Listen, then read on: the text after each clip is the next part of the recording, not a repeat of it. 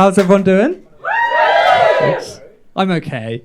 I've been doing a bit of soul searching recently, just sort of trying to work out why I am the way I am. It's sort of like doing a 23andMe test, but instead of finding out you're 11% Dutch, you find out why you can't take a compliment. The results are in.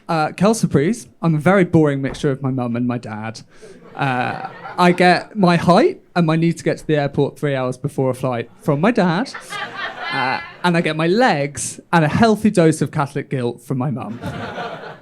I'm what I like to call a cultural Catholic, which means that I only go to Mass on Christmas and Easter, but I know all the words of the Hail Mary, and I feel like I really got Derry Girls. I did inherit a certain extra portion of caution from my dad, though, an extra serve of nerves, if you will. But I'm not afraid to admit that I am risk-averse.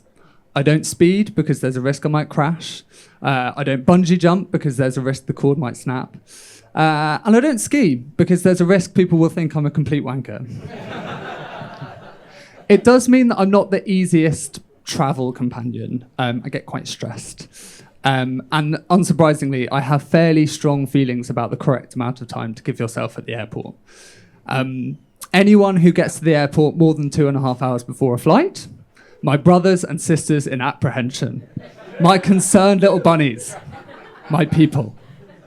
Anyone in the 1.5 to 2 hours mark, obviously a bit of an adrenaline junkie, bit of a thrill seeker, maybe doesn't know the value of money, probably grew up rich. And if you get to the airport fewer than 90 minutes before your flight, I genuinely believe that you are so reckless that the government should have some control over your affairs. Like, I don't know if you should be allowed to have a pet. I'd love to say that I land and then I relax, but I'm afraid that would be a lie.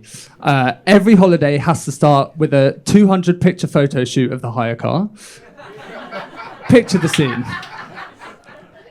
We're losing the light. The attendant looks forlornly on.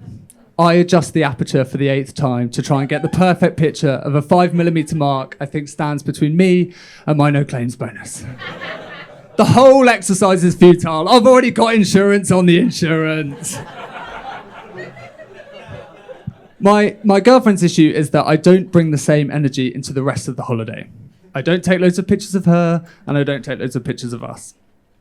I have said, whack a £450 damage excess on the relationship, and then we'll talk. I'm not really a practicing Catholic at the moment, but it's amazing what stays with you. I still cross myself every time I eat a Milky Bar button. I don't celebrate bonfire night because it's anti-Catholic propaganda. And I've got so much residual respect for the Virgin Mary that I didn't have sex until I was 24. That's for you, babes.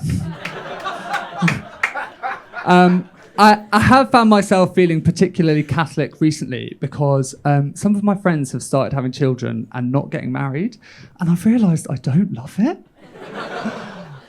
I should say, I've got no issue with babies being born out of wedlock, but I'm afraid I do want the wedding.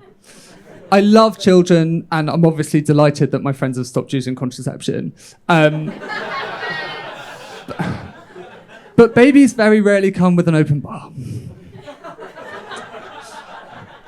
Obviously, it's their choice, it's up to them, and I'm happy for them.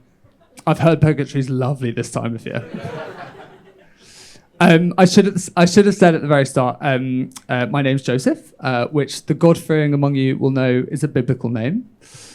2 Josephs in the Bible, Joseph of and his Technicolor Dreamcoat fame, and Joseph, Jesus' stepdad.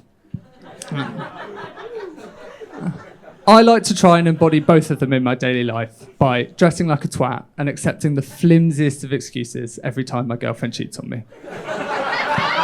Thank you very much. You've been very kind.